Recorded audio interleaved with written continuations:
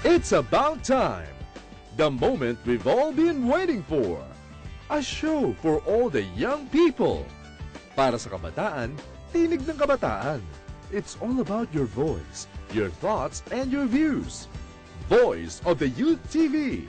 Para sa kabataan, tinig ng kabataan. Inform, inspire, involve, and empower. VOCE TV. Ito ang ating panahon. It's your voice, your power. Voice of the Youth TV. Magandang hapon mga kabataang Pinoy. Welcome to another edition of Voice of the Youth TV or VOTI TV. Today is our 7th episode. We're halfway done to our first season. And yes, we're still going strong. I'm your host, Mark Aragona. And with me today are my two lovely co-hosts, Francis Mendoza and Angel Gonzalez. Thank you so much, Mark. And this is Angel. Today is another special and exciting day here on VOTI TV. Dahil talaga namang world-class ang mga Pilipino. Marami tayong ipagmamalaki sa ating bansa at sa ating lahi. And today, we will feature some of those young talents who are doing different and interesting things. Diba, Frances? That's right, Angel. Ang mga guests natin ngayon ay mga taong merong ipagmamayabang at talaga namang agaw eksena sila. Yabang and agaw eksena. Those are the key words for today. Great. So apart from that, we're still going to have some career empowerment care of Lloyd. And we're going to feature yet another voice talent who's world-class. In fact, specifically, that person is a DJ. But just to begin, let's start with our first segment for the day. Here's Francis Mendoza with Moment Koto.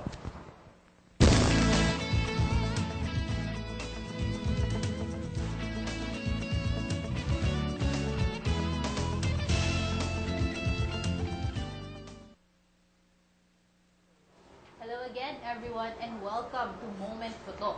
Our guest for today are part of an organization called Yabang Pinoy. Okay? They are an advocacy group who wants to promote all things Filipino. These guys are from UP Abang. So, let's try to get to know them. Our guest for today is Mr. Tim Humangit and Ms. Weng De Leon. So, let's welcome them. Hello.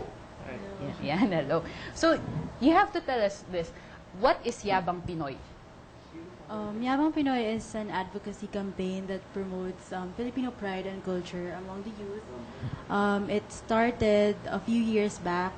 It was founded by young entrepreneurs who wants to promote Filipino products, services, and talents, and communicate the message that we have so many things to be proud of as Pinoys.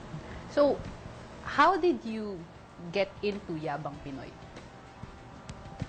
Actually, this year we had a theme for the organization, for UP Abang, that we wanted to effect change through business, being that we were business administration majors. So we tried to find alternative ways or avenues for us to, effect that change. So we went to look for other organizations that would help us, and then we found Yabang Pinoy. I mean, so how exactly do you integrate yung Yabang Pinoy advocacy into your group, UP Abang? Yabang Pinoy kasi it advocates one aspect of it is that it imbues the spirit of entrepreneurship to the youth. So therefore, we had a connection with them in that aspect. So parang we sought to find events that would try to project that kind of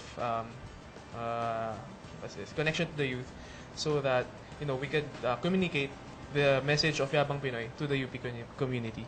So is Yabang Pinoy just exclusively for UP people? Yabang Pinoy is actually a nationwide campaign. It also goes abroad. It promotes the communication. It also promotes the message to Filipinos abroad. It actually aims to gather all the Filipinos nationwide and internationally to patronize products and services that are really made by our fellow Filipinos. Okay. Diba? Parang wow. Sige. So, that's very patriotic, diba? Lalo na kaano pala ng buwan ng wika, hindi na tayo linggo, buwan na po tayo. Okay, so can you tell us, you have this abaka wrist, which I see on your arms. Can you show us? Parang, yan. Gusto ko din, meron ako nun. Okay, hi. So can you please tell us about that? Abaka. The Yabang Pinoy campaign shows the Abaka band as the symbol for the campaign. Since it is considered the strongest fiber, and it is one of the top exports of Philippines. This band is actually made by a community in Barangay Ilaya in Laguna, and all the proceeds from the sale of this band goes to them, and to help them earn a living. And to promote Yabang Pinoy, they use celebrities to market the Abaka band. So if you look at their website, you can see pictures of their advocates, for example, famous celebrities, and just so that the youth can connect with what Yabang Pinoy is really trying to say through the Abaka bands. So can we tell our viewers yung website for now, para tas ulitin natin later? Para baka mamaya they're in front of their computers, parang Yabang Pinoy. Google na kaagad. You can visit www.yabangpinoy.com. In there, you will see the projects and events that have been implemented and that they will be doing in the following months. And also, you will see the advocates. We have advocates like Gary Valenciano, Isa Seguera, Tim Yap, Casey Concepcion, and even the youth from different schools. And we also have their we also have their contact details if ever you want to participate in their programs, or if